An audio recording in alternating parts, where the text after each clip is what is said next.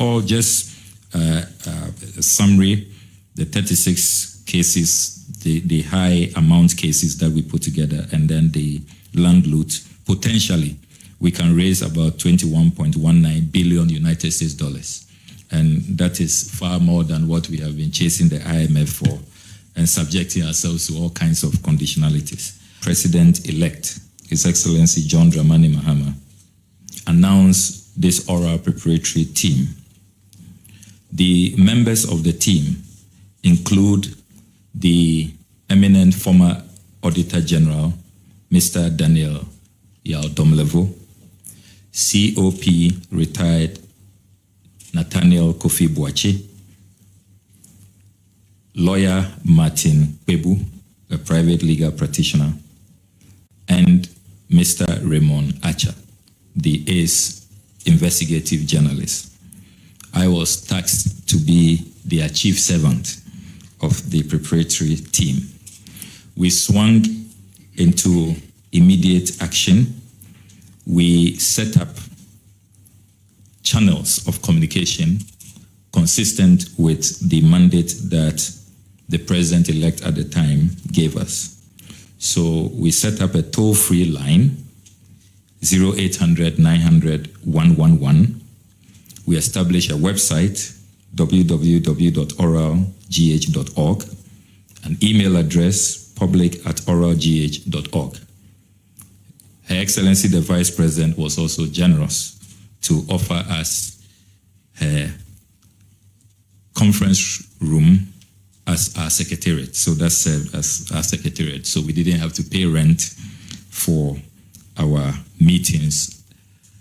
We also want to use this opportunity to thank the young Ghanaians who volunteered, because every Ghanaian is passionate about the success of oral. IT experts volunteered to set up this platform for us free of charge. So the toll-free lines, the websites, these are patriotic Ghanaians who did not demand any compensation from us. And we want to convey the appreciation of Ghanaians to these young, patriotic, selfless Ghanaians. By way of quick numbers, and these are very important numbers, we received 1,493 calls through the toll-free line, 1,493. We also received 924 emails. Fortunately, all of these calls are recorded automatically, and all the emails have also been preserved for verification and validation. So in total, the number of complaints received amounts to 2,417. So those who had any doubt about how relevant and how timely the president's intervention was at the time, this is your evidence. 2,417 complaints received. Where will all of these people have gone if President Mahama had not set up the oral preparatory team? So President Mahama has been vindicated. It was a masterstroke. It was the right decision for our country, and it has deepened transparency and accountable governance. Over the last 53 days, we have reviewed these petitions. 44 were received directly from civil society organizations and other public-spirited citizens. 59 of the 230 cases reviewed containing the documents we'll be submitting today were cases that had come up during the period the NDC was in opposition. But we decided to go back to those matters and carry out a detailed review. And all of those are contained. So today we will be presenting a summary of these reports, 230 of them which have been analyzed in greater detail. Your Excellency, we also want to bring to your attention that even before we move to phase 2 of oral, which is going to focus on the actual recoveries, the actual retrievals, we have identified 10 initial benefits of oral and we want to run through them quickly. We take the view that oral has deepened transparency and accountability. It has really increased public awareness about the need to protect state assets. And it is also serving as a guide to the new government. And government officials are now more conscious of the need to make sure that, as President Mahama has consistently said, charity begins at home. Secondly, thanks to the establishment of oral, we have been able to save 50 bungalows that were on the verge of being demolished. 50 bungalows. We received distress calls from public servants who said people had showed up, so-called private developers, to demolish their bungalows. And in the report, we have provided the detailed list of these bungalows, some belonging to the Ministry of Foreign Affairs, Ministry of Gender, Social Protection, the CSIR, and all of that. But for the president establishing oral, we take the view that all of these 50 bungalows will have been demolished. So what we did is that when we received the complaints, the distress calls, we immediately called the National Security Committee. And we were very privileged because of the president's foresight. He strategically positioned COP Kofi Boakye in oral and also in the National Security Committee. So as soon as the reports come, he then relays the information to National Security Committee. So media, please get it clear. We are not saying that we, Team Oral, physically went to prevent demolition of bungalows. No, that was not part of our mandate. We were only to receive complaints. But as responsible, conscientious citizens, it will be irresponsible to receive the complaints and just allow those bungalows to be demolished. So immediately, national security is informed, and then they act.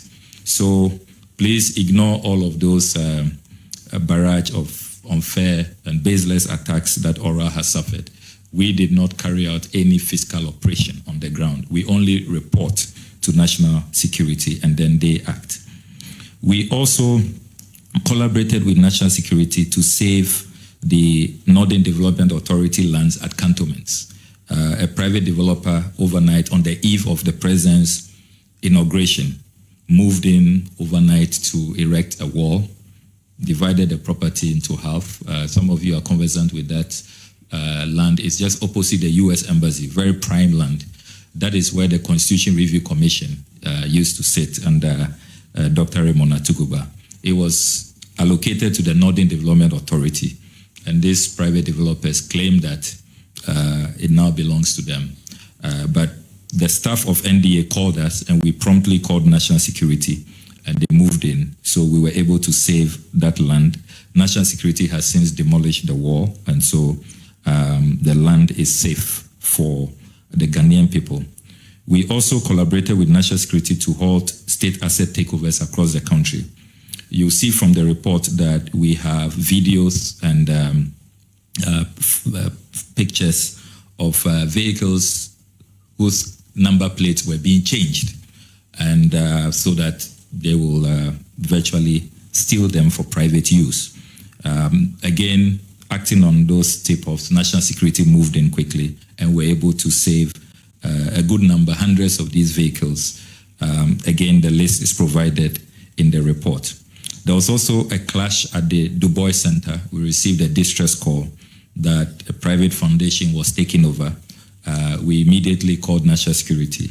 And so what we have done now is to ask that the factions should meet, and the new Minister for Tourism should resolve the matters. Again, if oral had not been established, only God knows what would have happened at the Du Bois Center. Number 6, we have also saved large portions of the agric mechanization lands at cantonment. Those of you who are conversant with that land, opposite the Elwak Sports Stadium, all of it had been allocated.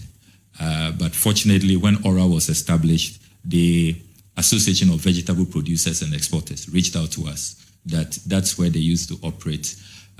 Large portions of their facilities had been demolished, but their cold room was on the verge of being demolished. And so we called national security, they moved in, and we have been able to save large portions. Only, I would say, about 20% of the land has seen some development. Politically exposed persons are building hurriedly, but at least 80% has been preserved, and it is for the president to advise on what will happen because the documentation we have is that all of that land has been sold. And the sad part is that you will see from the report, some people, prime cantonment's land, paid as low as 42,000 cedis. 42,000 cedis for a plot of land. Some 160,000 cedis. And these government officials, MPs, ministers of state. So it was really just a giveaway. I'm sure the president and his advisors will decide on what to do with the rest of the land. Then we also collaborated with National Security to halt the attempted demolition of staff quarters belonging to the Ghana Museums and Monuments Board. That is at the Osukuku Hill. That had also been sold, but thanks to our intervention, at least the demolition has been halted. The president and his advisors will decide what should happen to the staff quarters of the Ghana Museums and Monuments Board. Then we take the view that this oral preparatory team concept offered a more structured and peaceful, non-confrontational channel for citizens to address concerns on the looting of state assets. Imagine what would have happened. We are all aware that transitions in Ghana tend sometimes to be acrimonious and even can degenerate into violence. So if Team Oral had not been established for people to have a formal channel to communicate their concerns, and they decided to take the law into their own hands, imagine what would have happened. So instead of the president being bastardized by a few people, I must say, the vast majority of Ghanaians welcome Oral and have commended the president, but a few people who are, raving and ranting, it's clear that this has really helped to ease tensions and to offer Ghanaians who are really coming face-to-face with looting to report. Number 9, Oral also created a platform for persons of interest to reach out, seeking an opportunity to refund and return what belongs to the Ghanaian people.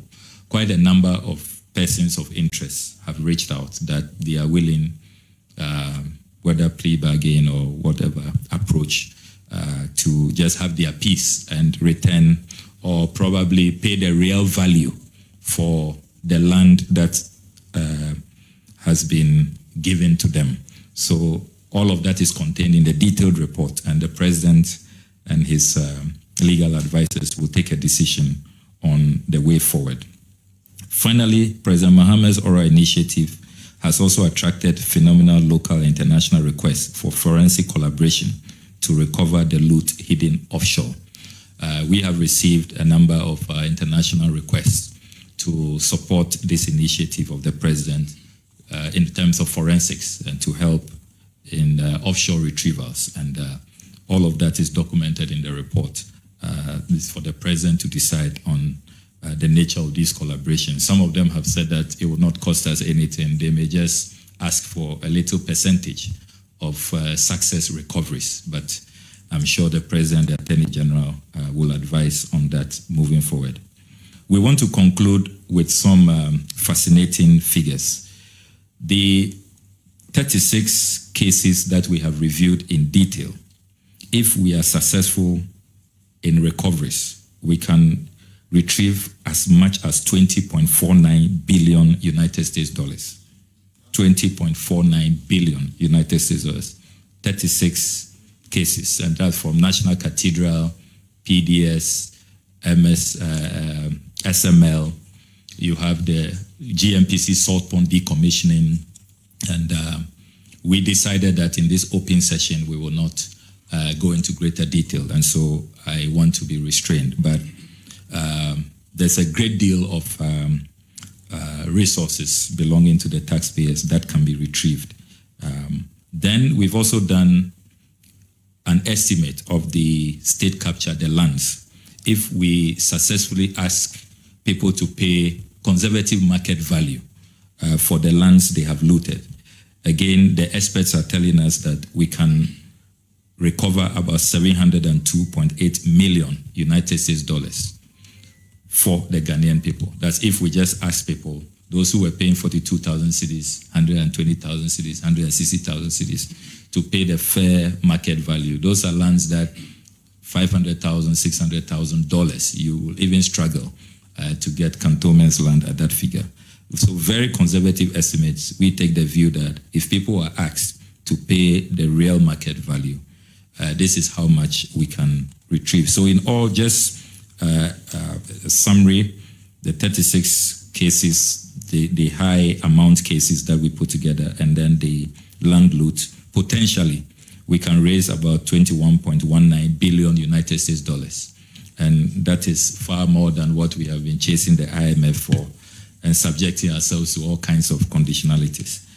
So we want to renew our appreciation and deep gratitude to His Excellency the President and his team of advisors for this initiative, which has really served Ghana well. And we look forward to the next phase. Even if we will not be involved, we will be very successful when the next phase really conducts retrievals and is successful in making sure that we are able to return to the national kitty resources that belong to the Ghanaian people. We thank you very much for this opportunity.